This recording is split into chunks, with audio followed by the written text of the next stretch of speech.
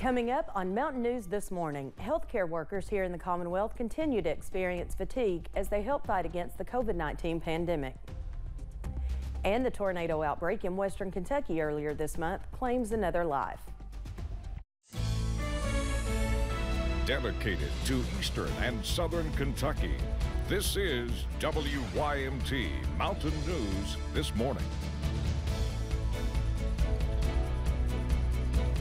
Good morning, I'm Chas Gayhart. It is 6 o'clock on Tuesday, December 28th. Let's go back over to the Weather Center and check in with Brandon.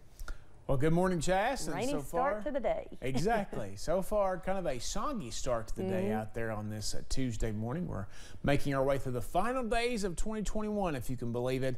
2022 just around the corner. Let's take a look at line pinpoint Doppler radar, and you see some of those heavier bands to our north and to our west. We're going to kind of pinpoint some of those areas, like there's Ravenna and Estill County. There's Stanton over in Powell County. I see Frenchburg there in Menifee County, back over toward West Liberty, in Morgan County, down towards St. Helens. I believe that's in Lee County this morning, and parts of northern Jackson County under the gun. So those heavier bands of rain are going to continue to roll through those areas here the next little bit, and that will continue moving east as well. Had some rain overnight and some fog up on top of Whitesburg Pine Mountain on US 119. It coming pretty good gully washer there for a few minutes at the house. 48, actually 47 in Ashland to 59 in Jonesville. That's our range this morning. But temperatures today are still going down just a little bit, as you see there in Irvin, down to 49 instead of going up like they were yesterday. 45 is our average high. Our forecast high is 68. 71 the record set back on this day in 1984. Chas? Thanks, Brandon. Officials with Highlands ARH Regional Medical Center reported the death of a family practice doctor. The Facebook post says Dr. Michael Goebel died on Thursday, December 23rd at his home. Visitation will continue all day today at Nelson Frazier Funeral Home in Martin.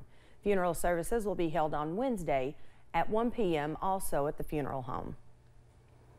A longtime Johns Creek Elementary School teacher has died of COVID-19. Pike County Superintendent Reed Atkins announced that 58-year-old Janet Helvey died Sunday. Atkins said she had worked for Johns Creek her entire career. Her obituary said she taught for 22 years. The Lexington Herald reports at least 59 Kentucky K-12 public school employees have died of COVID-19 since the pandemic began in March 2020. With the new Omicron variant, healthcare workers are hoping for the best, but are also preparing for a surge in COVID cases, which can also cause another surge in pandemic fatigue for healthcare professionals. WYMT's Alyssa Williams spoke to them about how they're preparing to combat a new wave of pandemic fatigue. When the pandemic began, it did not take long for Rocky Jett, nursing director at the Primary Care Centers of Eastern Kentucky, to realize it was here to stay. We found out pretty early that, as far as the volume of the patients coming in, that we were just within probably a week or two, we could see that we were probably in it for the long run. With variants and case surges taking place over the past year, pandemic fatigue is a term healthcare workers are experiencing firsthand. We've had people that have definitely questioned their calling and what they've went into it for. For the most part, we've all been able to kind of band together and strengthen each other.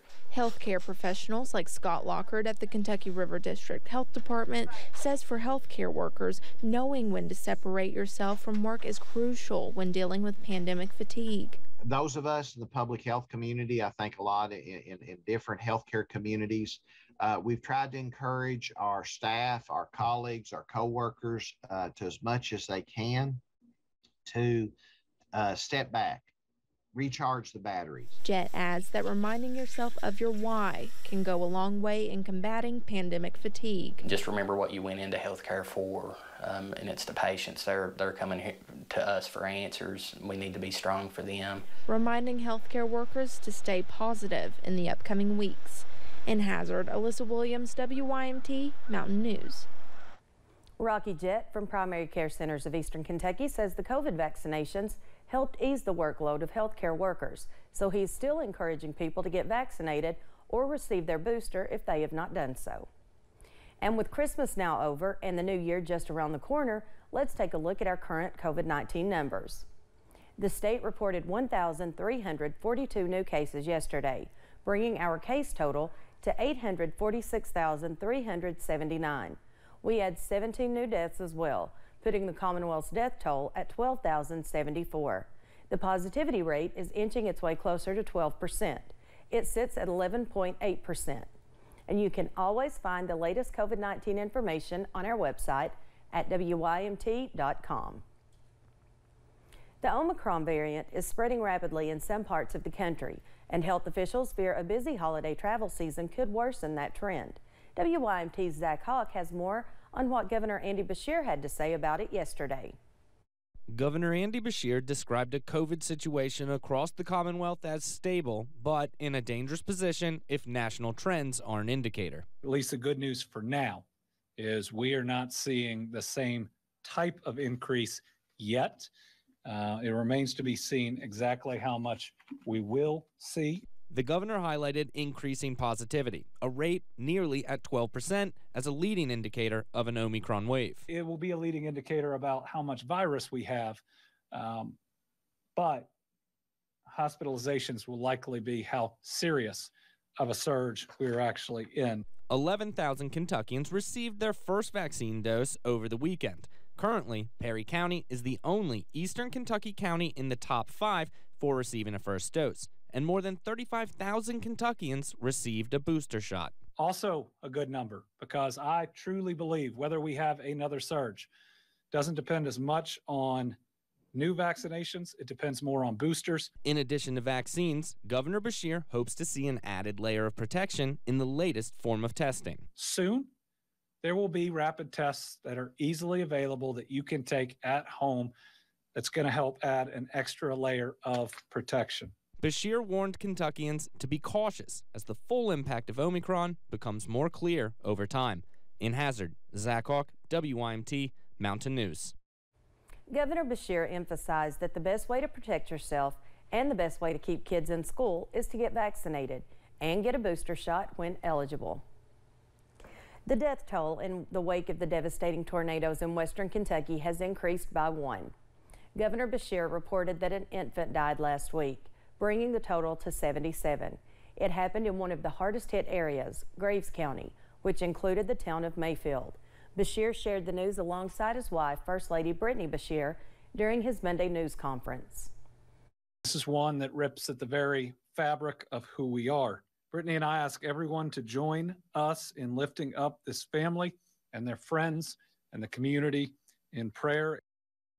More than 11,000 people have already registered for assistance from FEMA, and more than $4.5 million have been approved.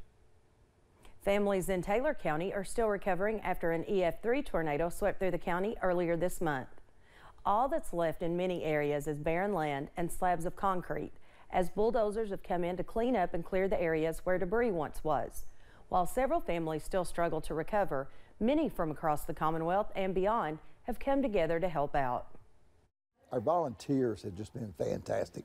They have come from other states and other counties. Our surrounding counties they've offered large equipment to come in and help clean up, and it has, and people have accepted it. One major effort to help out comes from the community itself, as 7 churches in the county are coming together to help feed those who are volunteering and impacted by the tornado. A Kentucky high school is serving as a refuge for the survivors of the deadly tornado outbreak. Since the night of the storm, people have come from near and far to provide supplies and volunteer at Dawson Springs Junior-Senior High School. Each room in the school is filled with clothing, food, medical supplies, toys, and more in preparation for students to return to school. Any remaining items will be distributed to other areas that may need supplies.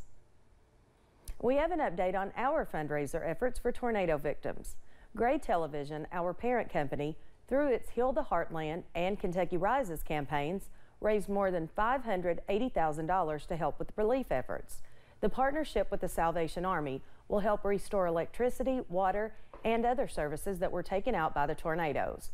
If you would like to donate, you can still text HL Tornado to 51555.